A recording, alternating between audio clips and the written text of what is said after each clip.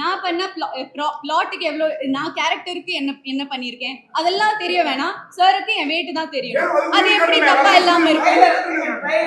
அது கியூட்டா இருக்கு, பப்ளியா இருக்கு, அதெல்லாம் எனக்கு தெரிய வேணாம். ஹீரோ கிட்ட கேக்குறாரு என்னோட வெயிட் என்ன. என்கிட்ட எதுவும் கேட்கல. என்கிட்ட கேரக்டர் பத்தியும் படத்தை பத்தியும் எதுவும் கேட்காம டைரக்டா இன்டைரக்டா கேக்குறீங்க என் வெயிட் என்ன. அது எப்படி கரெக்டா இருக்கும்? அது தப்பு தான். அது ஸ்டூபிட் क्वेश्चन தான். அதனால தான் நான் இப்ப ரியாக்ட் பண்றேன்.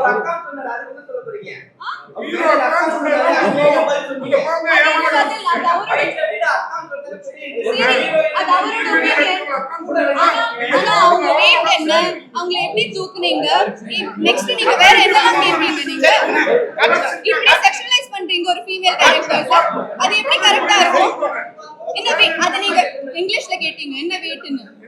என்ன, எனக்கு தமிழ் தெரியாது, நான் இங்கதான் படிச்சது. அப்படி ஜஸ்ட் எனக்கு எல்லாம் தெரியும். இது ஜர்னலிசமே இல்ல. ஃபர்ஸ்ட் ஆஃப் ஆல் நீங்க பண்றது ஜர்னலிசமே இல்ல. உங்க ப்ரொஃபஷனுக்கு அது ஒரு டிஸ்கிரேஸ்.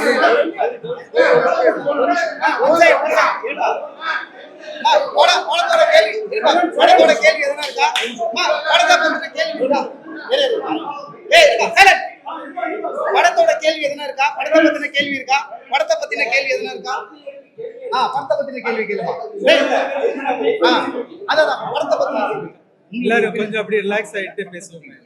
ஏன்னா நம்ம எல்லாரும் அன்பா பேசி நல்லபடியா புரியுது. படம் சம்பந்தமா கேளுங்க. ஒரு செகண்ட். ஓகே, பேசலாமா? பேசலாம் சார். படம் சம்பந்தமா பேசலாம். இருக்கு கீழ இருக்கு.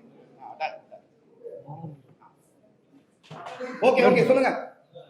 கேளுமா. படத்தை சம்பந்தமா கேளுங்கப்பா. ஸ்கிரீன் பிளே இல்லை சார், அப்படியெல்லாம் வந்துட்டு நம்ம ரெஃபரன்சஸ் எல்லாம் அப்படியெல்லாம் எடுக்கல.